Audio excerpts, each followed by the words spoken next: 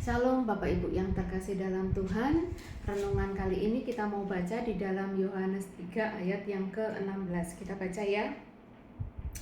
Karena begitu besar kasih Allah akan dunia ini, sehingga Ia telah mengaruniakan anaknya yang tunggal, supaya setiap orang yang percaya kepadanya tidak binasa, melainkan beroleh hidup yang kekal.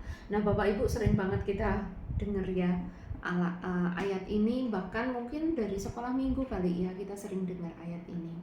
Nah tapi Bapak Ibu pernah gak sih kita berpikir, kok ya Allah repot-repot ya nyelamatin kita ya, yang gak layak, yang berdosa, sampai mengaruniakan anaknya yang tunggal ya, Yesus Kristus, untuk menebus dosa kita ya, untuk berkorban untuk menebus dosa kita.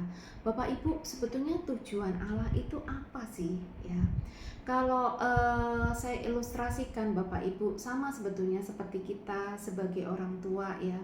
Kalau kita punya anak nih ya, anak kita berjalan dan kita tahu bahwa di depan itu ada jurang ya.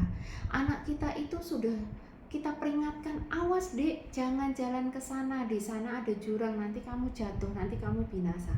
Tapi anak itu nggak mau dengar Bapak Ibu. Ya, apa yang kita lakukan? Kita teriak terus, tapi anak itu nggak mau dengar, akhirnya anak itu akan masuk ke dalam jurang. Enggak ya Bapak Ibu ya, kita nggak akan teriak-teriak terus, tapi yang kita lakukan adalah apapun yang sedang kita lakukan saat ini, kita akan taruh semuanya dan kita berlari, kita ambil anak itu supaya anak itu nggak binasa. Benar nggak? Nah, begitu juga dengan Bapak ya, karena Bapak mengasihi kita, mengasihi umatnya, mengasihi anak-anaknya ya, Bapak itu tahu apa yang akan terjadi di depan Bapak Ibu. Bapak itu tahu bahwa kita semuanya itu nanti binasa, nggak ada yang selamat Bapak Ibu ya. Kenapa? Karena kita ini selalu melakukan dosa, karena kita ini memang terus masih hidup di dalam daging. Otomatis kita akan bakalan berkali-kali melakukan dosa, Bapak tahu ya. Dan untuk itulah Bapak memberikan anaknya, memberikan Kristus supaya apa? Supaya menebus dosa kita. Karena tanpa Kristus kita nggak akan layak di hadapannya. Nah sekarang kalau kita sudah tahu nih, sebetulnya kita udah nggak layak, kita bakalan binasa nantinya ya.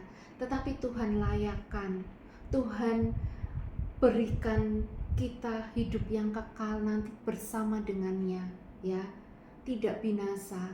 Terus apa yang kita lakukan Bapak Ibu? Kita pasti pengen membalas kasihnya, benar nggak Bapak Ibu? Ya, kita banyak melakukan berbuat baik ini bukan untuk dilayakkan, tetapi karena kita sudah dilayakkan. Jadi Bapak Ibu,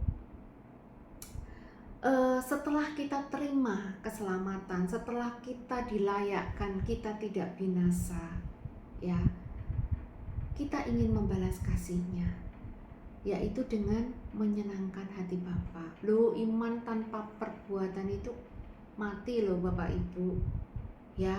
Jadi kalau kita juga jangan terima, setelah terima keselamatan kita diem aja Bapak Ibu, jangan ya. Yang harus kita lakukan adalah membalas kasihnya, menyenangkan hatinya. Menyenangkan hatinya itu dengan apa? Dengan melakukan perintahnya, melakukan segala firman-Nya. Makanya Bapak Ibu baca firman Tuhan. Kalau kita nggak tahu firman-Nya apa, kita nggak tahu perintahnya apa, terus mau menyenangkan hati Bapak gimana caranya? Ya toh?